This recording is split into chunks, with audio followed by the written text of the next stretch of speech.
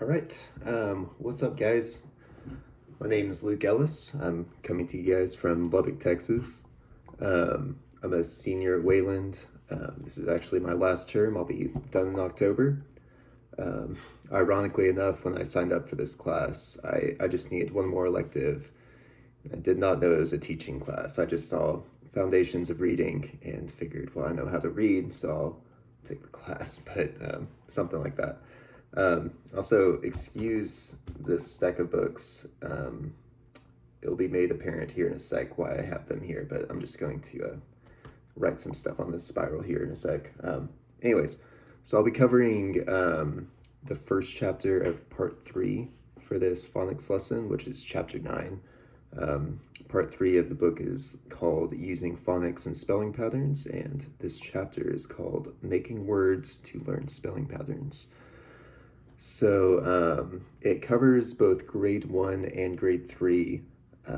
It calls them Making Words lessons, which sounds weird, but that's what they're called. So they both follow the same steps for the lesson, same general pattern. Those steps are called beginning the lesson, making words, sorting the words into patterns, and a step called transfer. So for this video lesson, I'm pretty much going to be going over grade 3, just because they follow the same pattern. Grade 3 is just a little bit more advanced, and anytime there's like a little differentiation between the two, I'll give a little bit more detail there. But that's pretty much what we're going to be going over. So let's just hop into it, and I'm going to move you actually to a different view, so bear with me for like just half a second. And I promise we will make this work. Perfect. All right, so let's begin the lesson. In both first and third grade, they start the same way.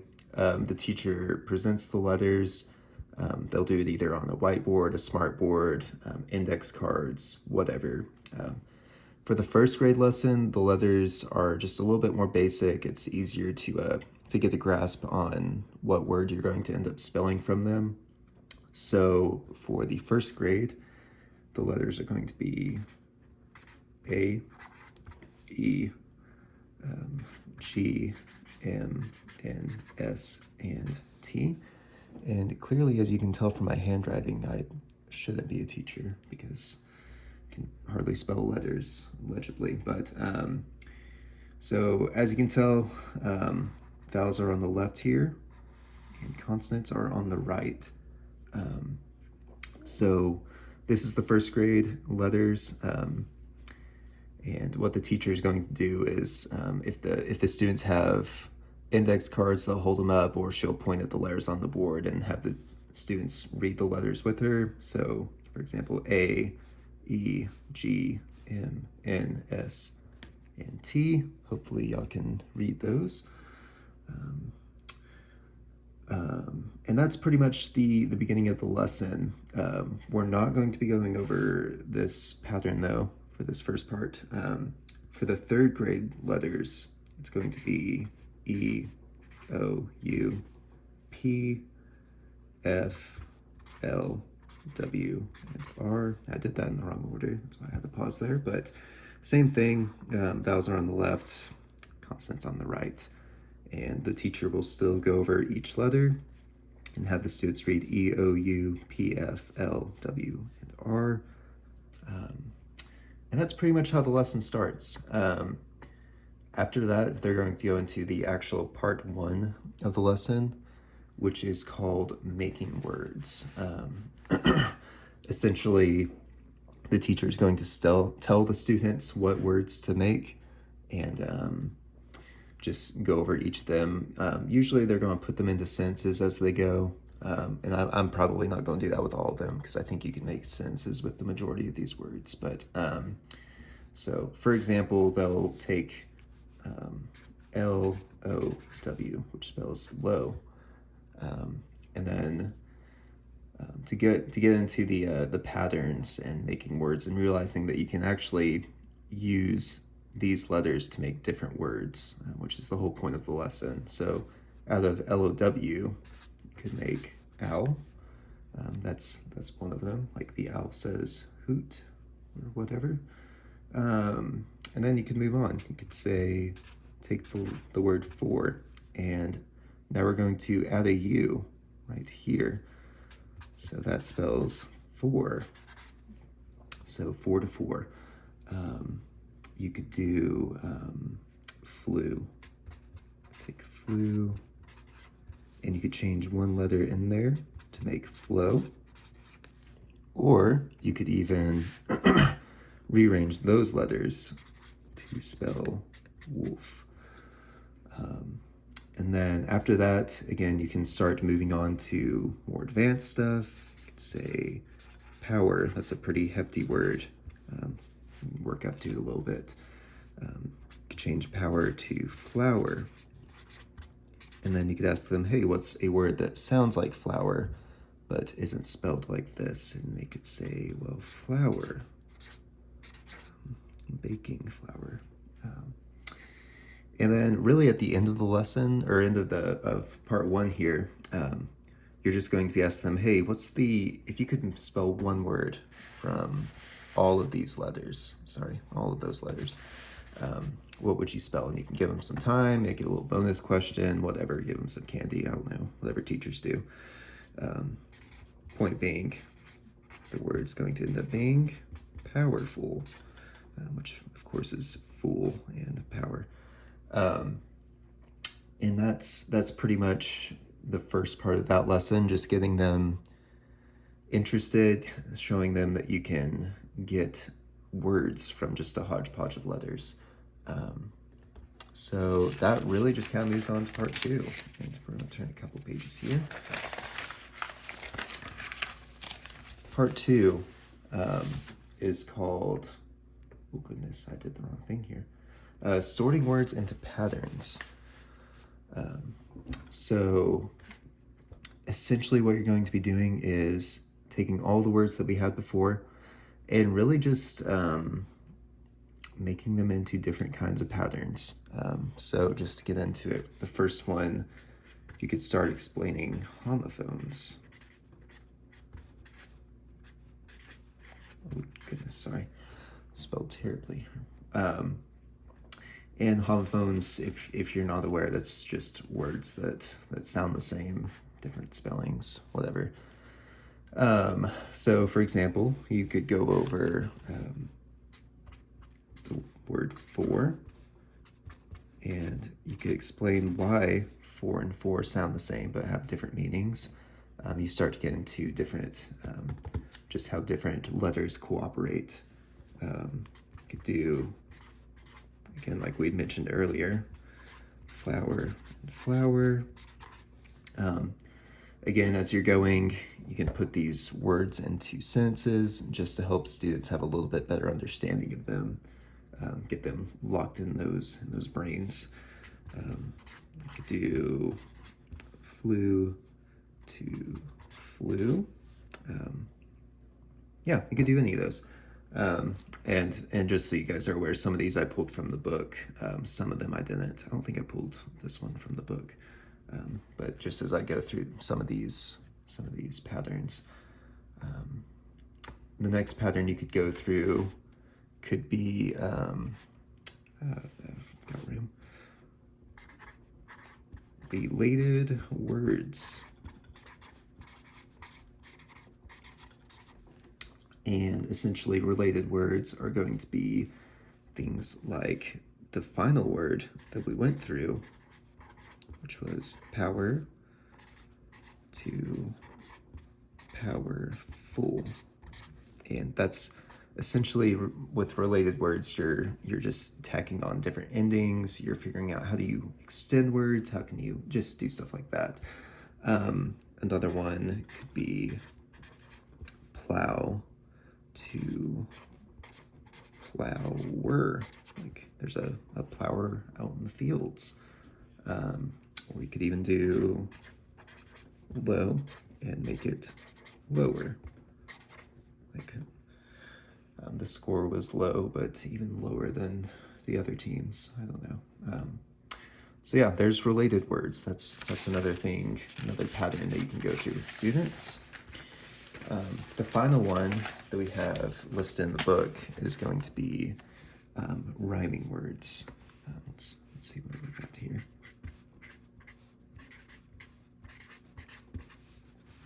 Rhyming words. That was so big. Okay.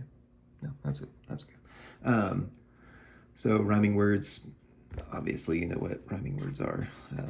So low and flow, those are rhyming words, right? Could do owl and prowl, those rhyme. You could do flower and power, of course, those are rhyming words. There you have it. So yeah, that's all the patterns that they go through in the book. It's really just, it's the same thing, getting students to realize that hodgepodges of letters can spell words and they can be related, and you can do all kinds of things with words. So that brings us to part 3, the final part, which is called transfer. And what you're doing here is you're going to help students use the related and rhyming words to spell other words. You're really kind of putting everything together. So if you'll remember in related words, and then we're just going to draw a line here, how we started adding like FUL and ER endings. So for example, we could go back to our big word powerful. Be like, hey, what's another word that is related to powerful, has FUL at the end, full. And so you could say, well, you could be cheerful if you're happy. You could be thankful. I don't know, what else you guys got? Any suggestions out there? No? Peaceful? How about that one? Anyways, the list goes on. So point being, full. And that's kind of, transferring their knowledge of just that one word, powerful, into all kinds of other words. You could also do something like, the ER. Just take, for example, plower again. You could say master. Again, ends with ER. It doesn't rhyme or anything, but whatever. You could say, how about third grader? That's a good one. So, same thing. And that's part of the transfer lesson.